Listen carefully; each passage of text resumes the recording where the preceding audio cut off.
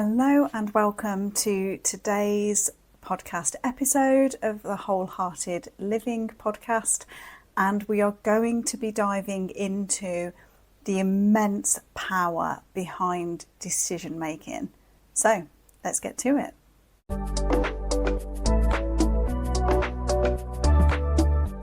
So I want to introduce you to the knowledge, if you like, that decisions are incredibly powerful. And by that I mean we have likely had some experience in our life whereby we've made a decision really quickly. We've just known in that moment that that's what we want to do, or that's what needs to happen, and we just make it happen, right? That's the decision, that's what happens. And then we've no doubt got other experiences in life whereby we seem to agonise and procrastinate over making a decision, and we seem to be weighing up lots and lots of different things, and we seem to get stuck in that listening to the many voices that can be going on in our head, that we then get lost and we're not sure which bit we should be listening to, and so then we end up either not making a decision, or it gets to the point where like the decision gets made for us, or something inevitably just tips it one way or the other.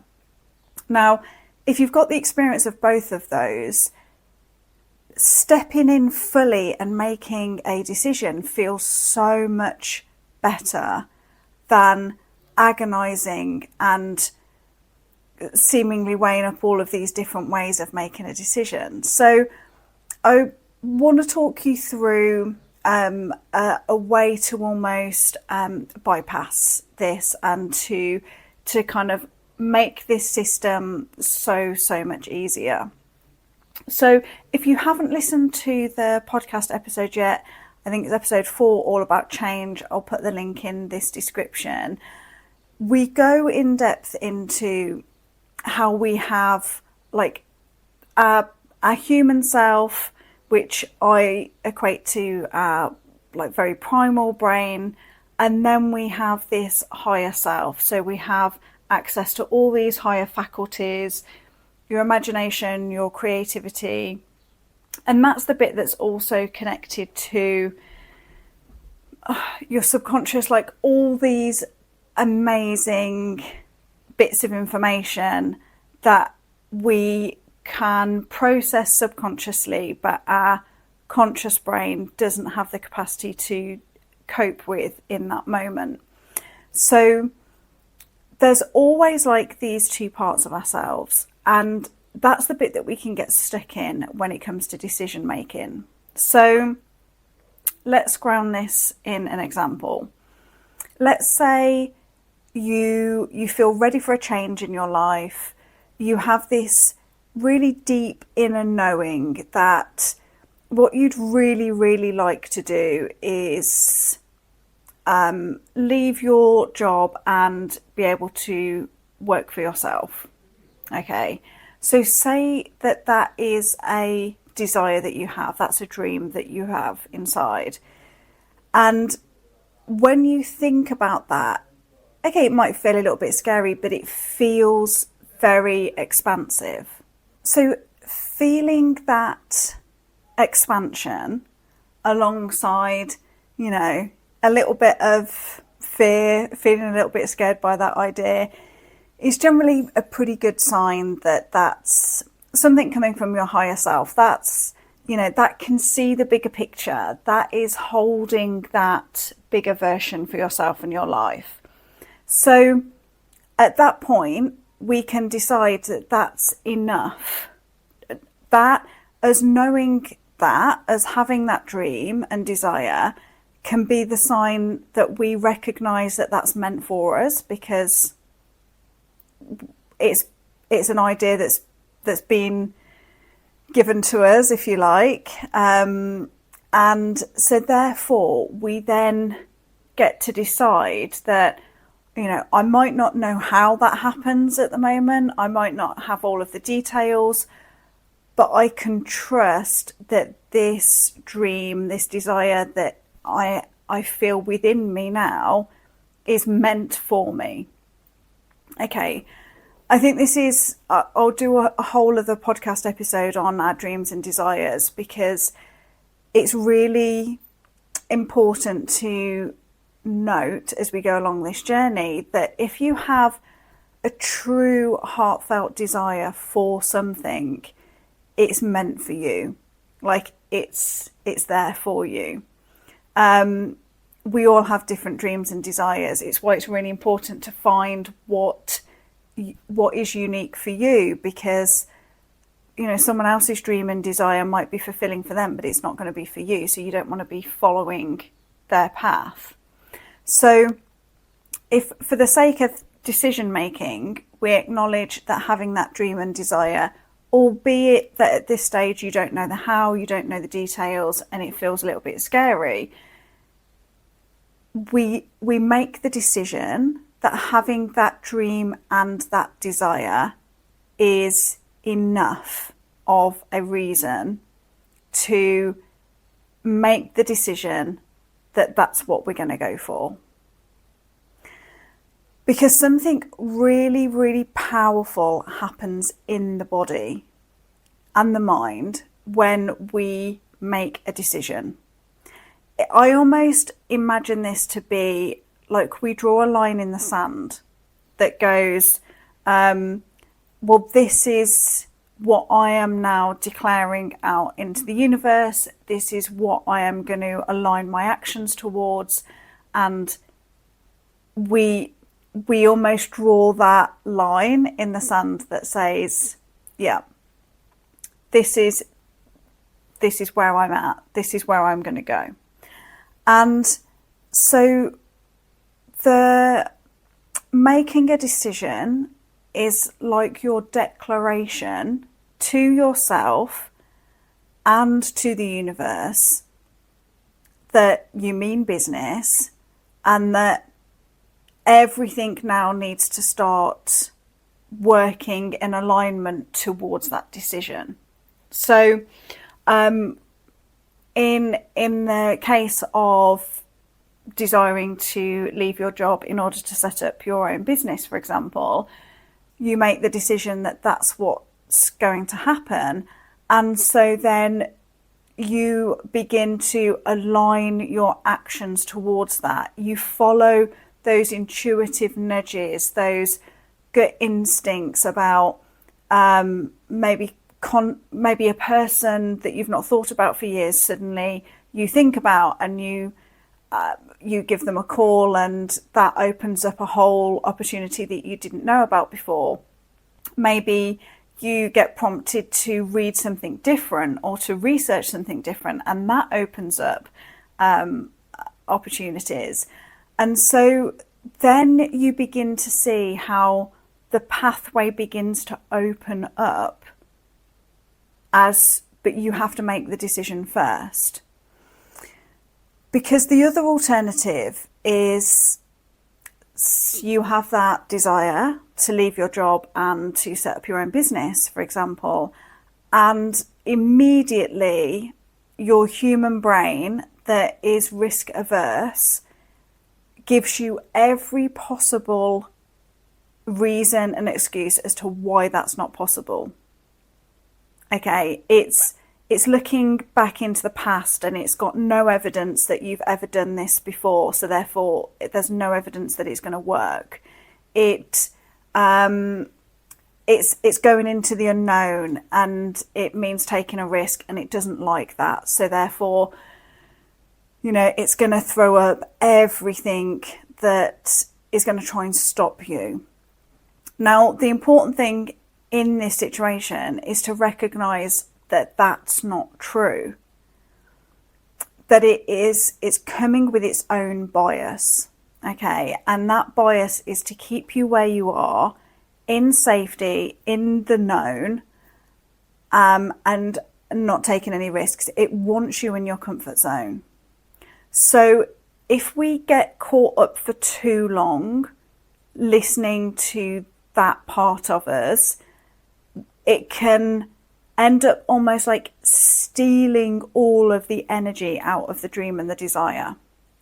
And so then you might end up after a day of having that kind of part of you really on at you all day, you get to the end of the day and you're like, yeah, no, it wouldn't work anyway. You know, it's not meant for me. And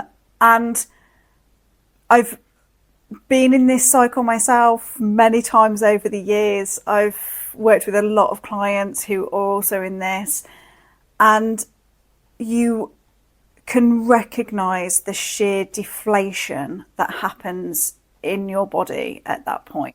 You know, where that initial spark of that dream and desire, albeit it feels a bit scary, it feels exciting. Like you can almost lean into the expansion that would give you. Okay, that feels, exciting, and you feel like you're literally, taking a deeper breath, and you feel that expansion. What happens when we get caught up listening too much to our very human brain is that we can feel the deflation of that. We feel the shrink that doesn't feel good to our system deep down. So, okay, it keeps us in the known and it keeps us where we are. We know deep down that that's not going to give us the fulfillment and the expansion that we're seeking here. So the way that I navigate, the way that I teach others to navigate this cycle is we want to be really careful to not demonize parts of ourselves. Okay, we are here in a human experience. We're not here to become so spiritually aware and so enlightened that we are somehow negating our very physical human experience. I don't believe that is what we're aiming for here. We want to be very much in our human experience of this world. We just want to navigate it in a way that doesn't that stops us moving forward. So we're not here to place criticism and judgment on our human self at this moment. I talk about this in another podcast episode where I very much use this as an opportunity to allow my higher self, that one that's holding the vision, the one that has access to all the information of how this dream and this desire is going to work. I allow that part of myself to almost come alongside my very human self that is freaking out at the thought of change that it can't see at the moment. And I imagine it takes it by the hand and it walks it through a really nice field or a really nice forest, and it reassures it that it's okay, that it can see something that the human self can't see right now, and that it can trust it. Okay, so that's the way that I want you to work with this. So, the human self, it's trying to protect you, it's trying to keep you in the known, like it's doing its best. It's just there is that natural disconnect between what it can see and what your higher self can see. And to give you a visual of this, I often imagine that human self walking through the trees in a really dense forest. Okay, so it can just about see the track in front of it, and it can see hardly anything of the sky and is surrounded by the trees.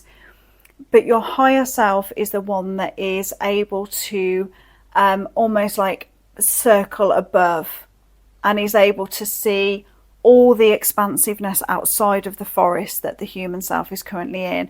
And it can see the pathway really clearly through the forest, and it can see all of the amazingness that's ahead. So that's how I imagine it to be. And so we want our human self to follow and trust the higher self that has access to so much more information.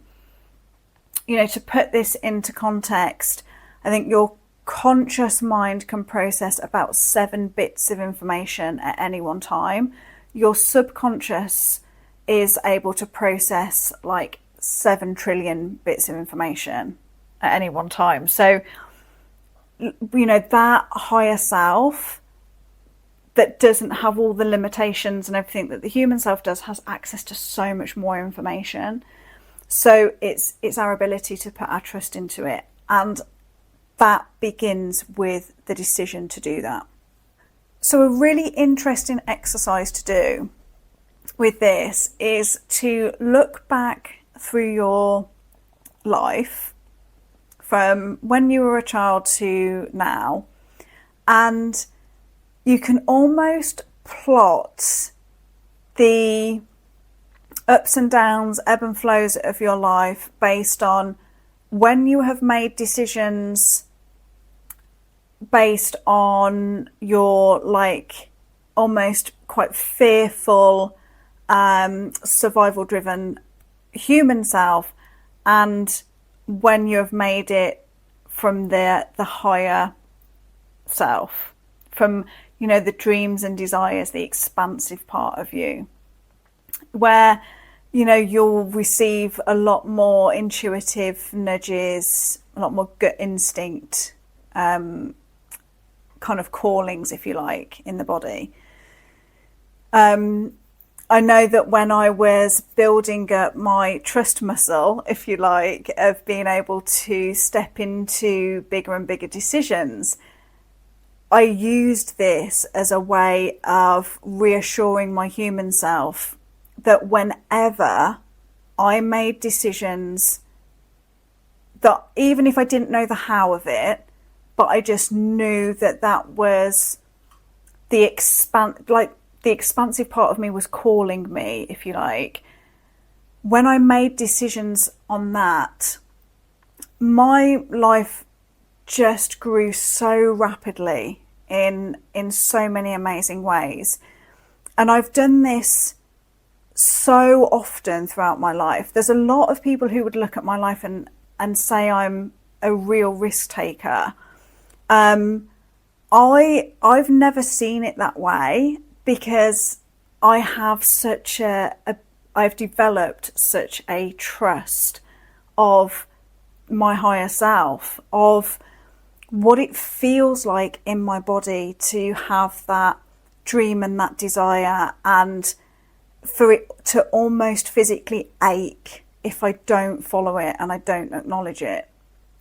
So I have become so attuned with what it feels like to honour that calling or not to, that it's, like my only option is to keep following it, basically. So for me, I don't see it as taking a risk. I see it as trust. I see it as making a decision to follow my higher self rather than my human self, because I understand how those two parts of me work. And so I know that if I follow my human self, it will be more of the same, because that's what it wants. And for the me that always wants to grow and expand and be more and all of these things, I have to keep following that higher self. And so that's what I would I invite you to take away from today's episode, is what it is to make a decision based on that higher self and to trust in that. Now, I'm going to caveat this, because action will always follow the decision. So it's not enough to sit where you are right now and, let's go back to the example of leaving a job and starting a business and declaring that, and then nothing in your life changing. You take no steps at all towards making your dream happen. We're talking here about making the decision that then aligns you to that higher self so that it can provide you with those chance encounters, intuitive nudges, gut instincts about certain things, so that you can follow the path and you have to take action. You won't be able to build up the trust in your higher self if you don't take the action. It can't do the thing for you. It's like the analogy of, you can take the horse to water, but you can't make it drink.